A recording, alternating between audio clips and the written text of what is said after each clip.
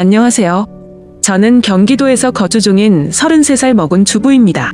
32살 때 시집 와서 남편이랑 분가해서 살았고요. 어느 날 남편이 어머님께서 돌아가시고 혼자 계신 아버님을 저희가 모시는 게 어떻겠냐고 갑자기 이야기를 하더군요.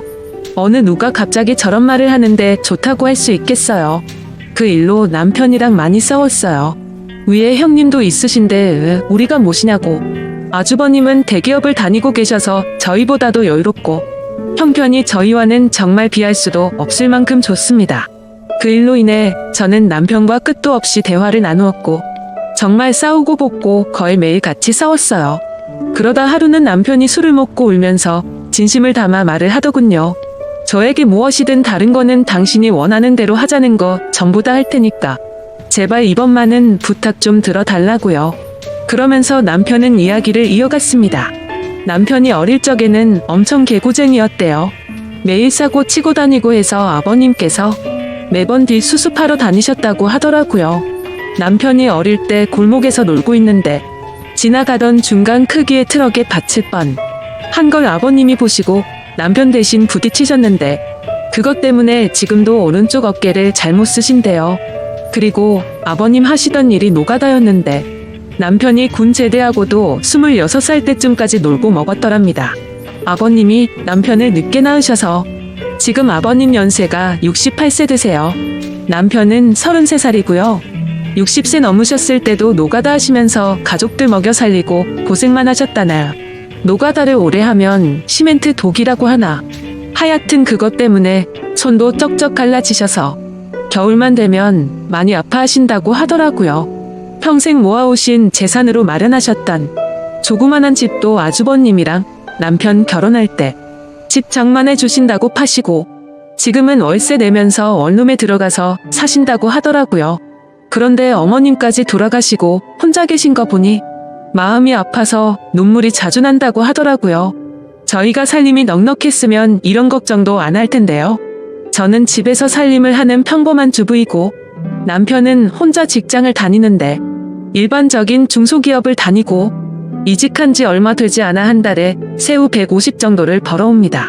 그런데 그걸로 아버님께서 오시면 아무래도 반찬도 지금보다는 더 신경을 써야 할 것 같고 여러 가지로 많이 힘들 것 같더라고요.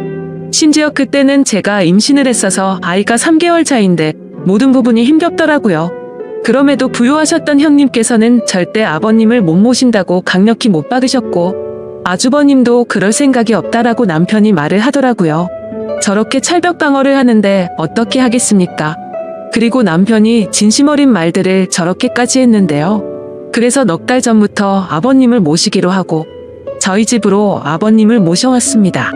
처음에는 아버님께서 오지 않으시려고 자꾸만 거절하시더라고요. 늙은이가 가봐야 집만 되고 눈치 보인다고 하시면서요. 하지만 남편이 매일같이 설득하고 우겨서 겨우 모셔왔습니다. 모셔온 첫날부터 여러모로 정말 신경이 쓰이더라고요. 그런데 우리 아버님 매번 반찬 신경 써서 정성껏 차려드리면 그걸 드시면서도 엄청 미안해하시면서 눈치를 보십니다. 가끔씩 고기 반찬이나 맛있는 음식을 해드리면 아버님께서는 드시지 않고 남겨두셨다가 저희 남편이 퇴근하고 돌아오면 남편을 먹이더라고요. 그리고 저 먹으라고 일부러 드시지도 않고요. 거기다가 하루는 장을 보고 집에 왔는데 아버님께서 바닥에 꿇어앉아서 걸레질을 하고 계시더라고요. 저는 그 모습을 보고 깜짝 놀라서 걸레를 빼앗으려고 했더니 괜찮다고 하시면서 끝까지 고집을 부리시면서 청소를 끝마치시더라고요. 그리고 식사를 드시고 나면 곧바로 빈 그릇을 들고 가셔서 설거지도 하십니다. 아버님께 하지 말라고 몇 번을 말씀드리고 그릇들을 뺏어도 보지만 아버님은 설거지를 하시는 게 그게 마음이 편하시답니다. 제가 왜 아버님의 마음을 모르겠어요. 이 못난 며느리 눈치 보이시니 그렇게 행동하시는 거 압니다. 그래서 저도 정말 더 마음이 아픕니다. 남편이 몰래 아버님 용돈을 드려도 그거 안 쓰고 모아두었다가 저에게 용돈 하라고 주십니다. 그렇게 저희는 부유하진 않지만 서로 애틋하고 마음을 써가면서 하루하루를 지내고 있었습니다. 그런데 어제는 정말 너무 많이 슬퍼서 펑펑 울었습니다. 아버님께 죄인이라도 된 듯해서 눈물이 왈칵 나오는데 참을 수가 없더라고요. 한 달 전쯤부터 아버님께서 아침에 나가시면 저녁 때쯤 들어오시더라고요. 어디 놀러라도 가시는 것 같아서 용돈을 드려도 받으시지도 않고 웃으시면서 다녀올게 하시면서 매일 같이 나가셨습니다. 저는 그래서 그냥 집안에만 있으시기엔 답답하셔서 산책이라도 다녀오시다 보다 하고서 크게 생각을 하지는 않았습니다. 그런데 어제 장을 보러 슈퍼에 갔다가 아래층 주인 아주머니를 만나게 되었습니다. 그런데 그 주인 아주머니께서 제게 어렵게 말씀을 하시더라고요. 오다가 이 집 할아버지 봤는데 유모차에 박수 실어서 가던데. 이 말을 듣고 저는 상상조차 못해봤던 일에 깜짝 놀랐습니다. 네, 맞습니다. 아버님 아들 집에 살면서 돈 한 푼 못 버시는 게 마음에 걸리셨는지 불편한 몸 이끄시고 하루하루 그렇게 박수 좋으시면서 돈을 버셨더라고요. 저는 그 이야기를 듣고 장을 보다 말고 밖으로 뛰쳐나갔습니다. 아버님 찾으려고 이리저리 돌아다녀도 안 보이시더라고요. 너무 죄송하고 가슴이 아파서 집에 들어와서 정말 한없이 엉엉 울었습니다. 한참을 울고 나서 남편에게 전화해 오늘의 상황을 말하니 남편도 아무 말이 없더군요. 한참의 정적이 흐르고 남편은 일찍 들어간다고 말하고 그렇게 통화를 끊었고 남편은 저녁 5시 조금 넘어서 평소보다 일찍 퇴근하고 들어왔습니다.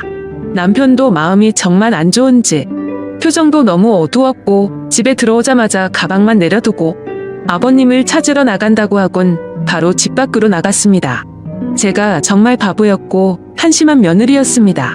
그렇게 매일같이 나가셨는데 관심을 가지고 진작 이 사실을 알았어야 했는데 말이죠.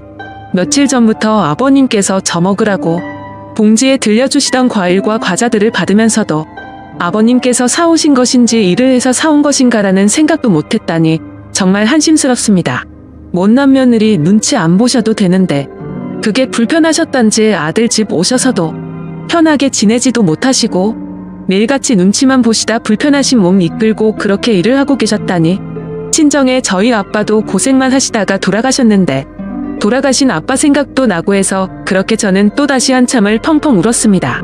그날따라 아버님 웃으실 때 얼굴에 깊게 패인 많은 주름들과 평생 고생을 하셔서 손목에서 갈라진 피부가 자꾸 눈앞에 아른거리고 생각나면서 너무나도 죄송한 마음에 남편이 아버님이랑 들어올 때까지 울고 있었습니다. 남편이 아버님을 찾아 나가고 1시간 정도 좀 넘어서 남편이 아버님을 모시고 집으로 들어오더라고요. 아버님 들어오시면서도 제 눈치를 보시면서 뒤에 끌고 오던 유모차를 숨기시는 모습이 왜 그리 마음이 아플까요? 오히려 죄송해야 할 건 저인데요. 아버님께서 미안해 하는 듯한 그런 모습이 가슴에 남아서 지금도 이 글을 적는데도 마음이 너무 아픕니다. 저는 아버님의 모습을 보자마자 아버님께 달려가서 죄송하다며 손을 꼭 붙잡고서 또 펑펑 울었습니다. 그러자 아버님께서는 매일 나 때문에 밥 차리느라 고생도 많고 편하게 있지 못하게 해서 내가 정말 미안하다면서 제 얼굴을 보면서 손을 꼭 붙잡아 주시면서 말씀하시는데 저는 눈물이 멈추지 않았습니다. 저는 그날 아버님의 손을 처음으로 만져봤습니다. 평생을 고생하시면서 지내온 아버님의 손, 심하게 갈라지신 손등과 굳은 살 베인 손에 마음이 너무 아팠어요. 방 안에 모시고 나서도 죄송하다며 그렇게 펑펑 울었습니다. 아버님 식사 챙겨드리려고 부엌에 와서도 요리를 하고 있는데도 왜 그리 눈물이 그치지가 않던지 남편은 아버님께 다시는 그런 일 하시지 말라고 말했고 앞으로는 제가 더 열심히 일해서 벌면 되니까 그런 일 하시지 말라고 아버님께 확답을 받아냈습니다. 그렇게 이야기를 끝마치고서 3명이 오순도순 모여서 함께 저녁을 먹었습니다. 밥을 먹는데도 아버님 손을 보면서 자꾸 가슴이 아프더라고요. 오늘은 어제 일도 있고 해서 남편이 연차를 내서 쉬는 날이었고 저는 아버님 모시고 시내 나가자고 남편에게 얘기를 했습니다. 그렇게 저희는 다 같이 시내에 나갔고 날이 좀 쌀쌀해져서 아버님 잠바 하나랑 신발을 샀습니다. 한사코 괜찮다고 하시던 아버님께 제가 말씀을 드렸습니다. 자꾸 그러시면 제가 아버님 눈치 보여서 힘들어요. 이렇게 말씀드렸더니 아버님께서는 고맙다고 하시면서 받으시더라고요. 그리고 집에 아버님 심심하실까봐 케이블 TV도 신청했습니다. 아버님께서 스포츠를 좋아하시는데 오늘 야구 방송이랑 낚시 방송 보시면서 너무 즐거워 보이시더라고요. 조용히 다가가서 아버님 어깨를 만져드리는데 보기보다 정말 왜소하시더라고요. 제가 꽉 잡아도 부서질 것만 같은 그런 아버님의 어깨, 지금까지 고생만 하시고 자식들 뒷바라지 하시느라 평생 헌신하시면서 살아오셨던 아버님의 그런 발자취들이 느껴지면서 저는 또 마음이 아파왔네요. 남편한테 말했어요. 저 평생 아버님 정말 친아버지처럼 생각하고 모신다고요. 비록 지금은 아버님께서 불편해 하시지만 언젠가는 친딸처럼 생각하시면서 대해주실 때까지 정말 잘할 거라고요. 마지막으로 아버님, 앞으로는 제 눈치 안 보셔도 돼요. 제가 그렇게 나쁜 며느리 아니잖아요. 아버님의 힘드신 희생이 없으셨다면 지금의 남편도 없잖아요. 그랬다면 지금의 저와 뱃속에 사랑스러운 손자도 없을 거예요. 저 아버님 싫어하지 않고 정말 사랑해요, 아버님. 그러니 항상 건강하시고 오래오래 사셔야 돼요. 그리고 2번 다시 그렇게 일 안 하셔도 돼요. 저 허리띠 쫄라매고 알뜰하게 살게요. 다음 사연입니다. 안녕하세요. 저는 30대 후반 남자입니다. 지방 대기업에 다니고 있으며 현재 연봉은 7천 정도로 생활에는 크게 부족하지도 않은 생활을 하고 있습니다. 20대 후반의 주변 사람들의 소개로 지금의 아내를 만나게 되었고 짧은 연애 기간 동안 마누라가 임신을 하게 되어 결혼까지 하게 되었습니다. 저희 마누라가 사실 인물이 좀 많이 괜찮습니다. 젊을 때부터 길거리에서 캐스팅 제의가 올 정도로 미모가 훌륭했었고 처음 소개를 받고 대시할 때 무진장 무시 당했었습니다. 그나마 제가 직업이 괜찮아서 연애까지 이어졌었던 게 아닐까 생각을 하고 있습니다. 결국에는 승부욕이 발동되어서 노예가 따로 없다 싶을 정도로 매일같이 정성스럽게 연락하고 선물하고 또 만나게 되면 수십만 원짜리 밥을 사주고 그렇게 미친 듯이 끝까지 매달려서 저는 지금의 아내와 연애를 시작하게 되었습니다. 그렇게 연애를 하고 몇 개월도 지나지 않아 관계를 가지던 중 피임에 실패를 하게 되었고 저는 결혼을 마음먹었기에 화가 난 아내를 겨우 설득시켜서 임신 4에서 5개월 차에 결혼을 하게 되었습니다. 생각은 했지만 결혼 이후의 부부관계가 참 순탄치가 않았습니다. 나 때문에 자기 인생을 망쳤다며 매일같이 저를 가만히 두지를 않았습니다. 가끔씩은 술을 마시고 폭력도 행사했습니다. 여자가 때린다고 얼마나 아프겠냐마는 그래도 저는 자존감이 너무 낮아졌습니다. 그래서 그렇게 아내가 화를 내고 짜증을 부리는 때이면 잠시 풀어줄 수 있는 방법이 비싸고 좋은 곳에서 분위기 좋은 외식이나 선물을 해주는 것이었습니다. 그렇게 하면 잠시는 풀렸는데 그게 또 오래 가지는 못했습니다.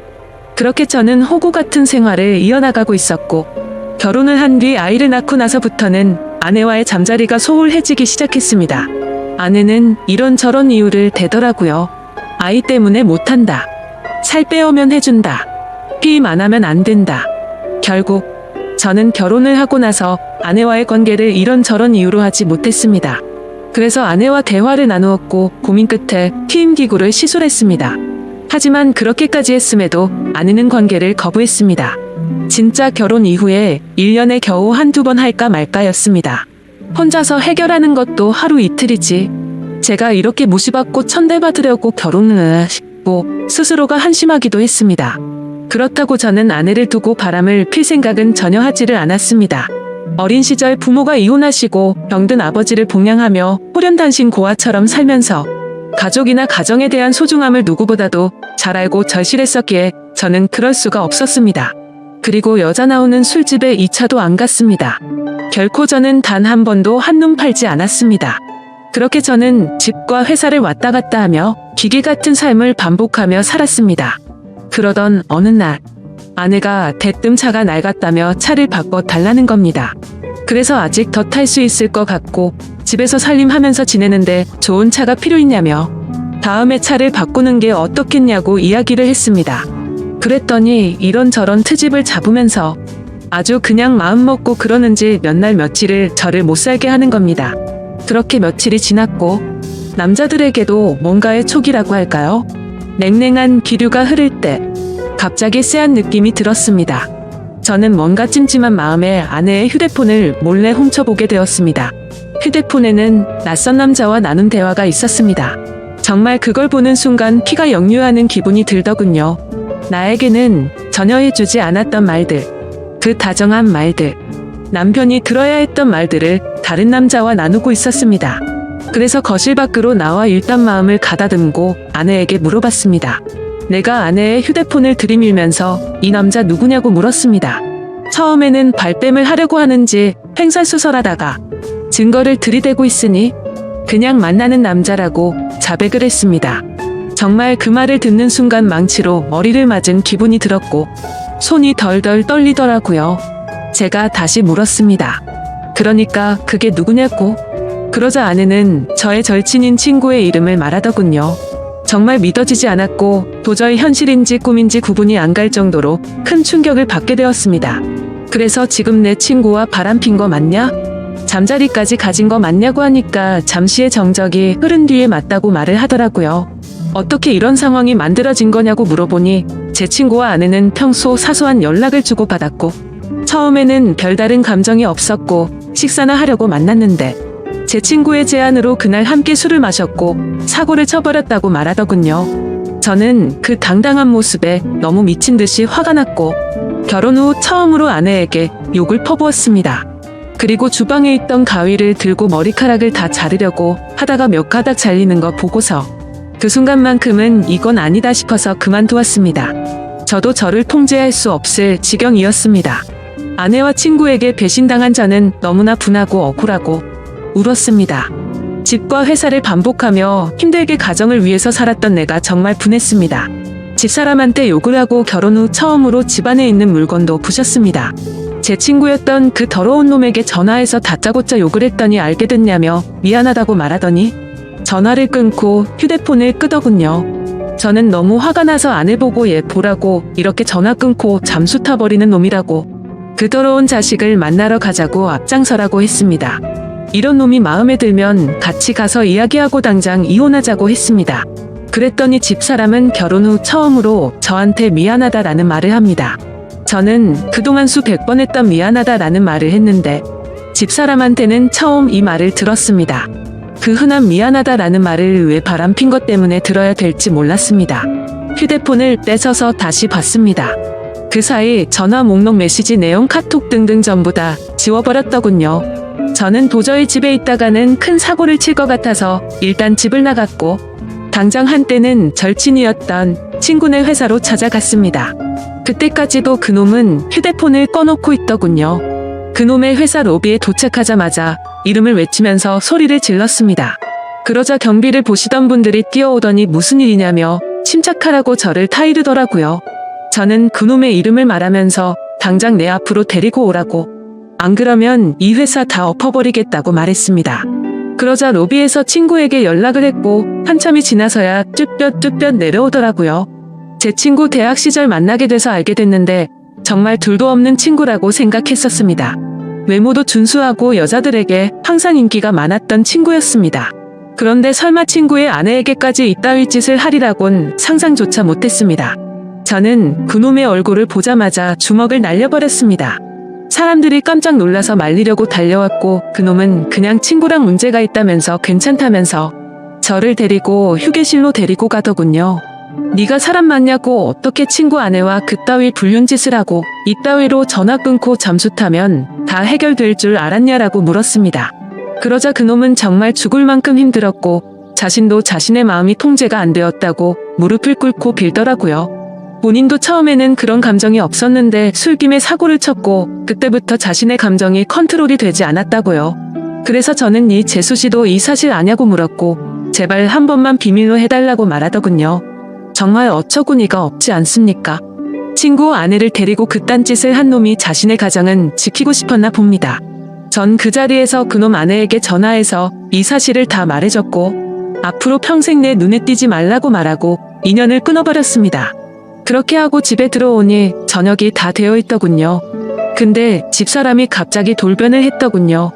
그 사람 회사까지 찾아갔냐며 그냥 그 친구와의 관계도 다 끝났다면서 갑자기 또 큰 소리를 칩니다. 너 이거 하나 때문에 앞으로 내 위에 서려고 하지 마라. 딱 이런 자세로 저에게 그대로 이야기했습니다. 그러면서 당당하게 짐을 싸서 친정으로 가더군요. 몇 시간 후 장모님이 전화가 옵니다. 자기 딸이 왜 집으로 왔냐고 물어봅니다. 저는 엄마 없이 자라서 장모님을 어머님이라고 불렀고 정말 친어머니 못지않게 모시고 아끼면서 어머님을 모셨습니다. 저는 있었던 사실을 이야기했습니다. 그랬더니 장모님 첫 마디가 왜 휴대폰을 뒤져서 이 사단을 만드냐. 자네 친구도 문제다. 왜 그런 친구를 사귀어서 이런 상황을 만드냐 이렇게 말하더라고요. 꼭지가 돌았습니다. 정말 친어머니처럼 모셨고 그렇게 저를 아끼시던 분이 어떻게 이런 상황에 저런 말씀을 하실 수가 있을까 도저히 이해가 되지 않았습니다. 그러고 평소 다툼을 하면 항상 제 편을 들어주고 조언을 해주던 처형한테 전화를 했습니다.